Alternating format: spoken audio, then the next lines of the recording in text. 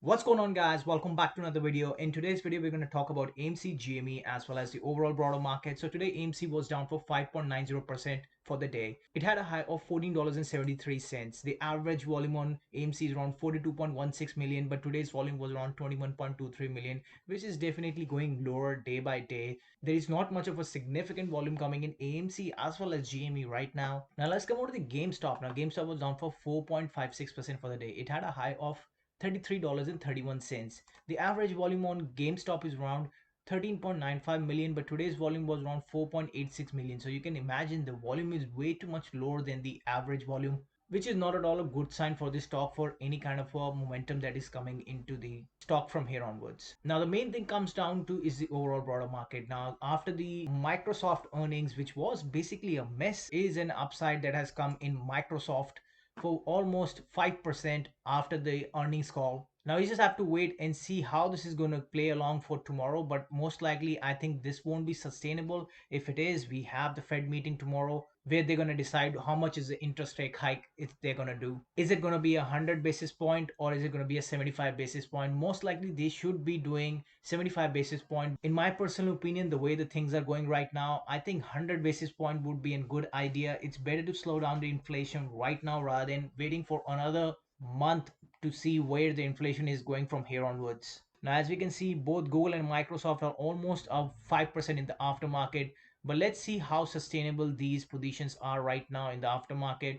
Most likely, I personally believe we're going to have some sort of a volatility coming in tomorrow. And day after tomorrow, we have the GDP number coming out, which could be a pretty detrimental for the overall broader market. Now let's come over to the options flow for the AMC. Now increase the premium to max and see what exactly the whales are doing. Now majority of these whales were onto the upside, and this one $20 call option that's going to expire in 177 days. This individual is buying 2,100 contract and is betting towards the upside for the AMC.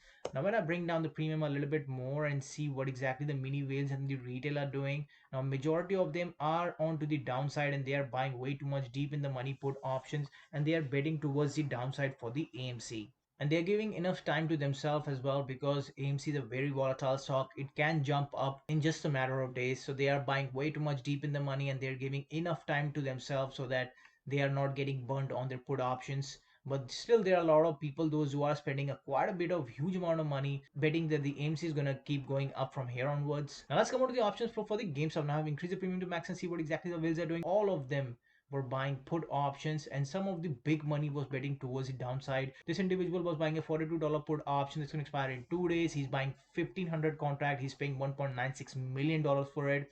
There was this another one, $32.50 put option that's going to expire in 51 days and he's buying 3,650 contract and he's paying $2.17 million for it. That means a lot of big money is betting towards the downside from the GameStop from here onwards. Now when I bring down the premium a little bit and see what exactly the mini whales are doing, now all of them were seems to be like onto the downside. There were hardly any call buying that was happening in the mini whale section, but majority of them are onto the downside, which is not at all a good sentiment for the stock. Now let's come over to the options flow for the SPY. Now we increase the premium to max and see what exactly the whales are doing. Now this whale that came in, he's buying $445 put option that's going to expire in 51 days and he's buying 6,100 contract and he's paying $31.7 million for it. That's an indication a whale is there and he's betting a lot of money towards the downside for the SPY. Now what we know so far has happened in the aftermarket. Initially Microsoft had a miss in the earnings.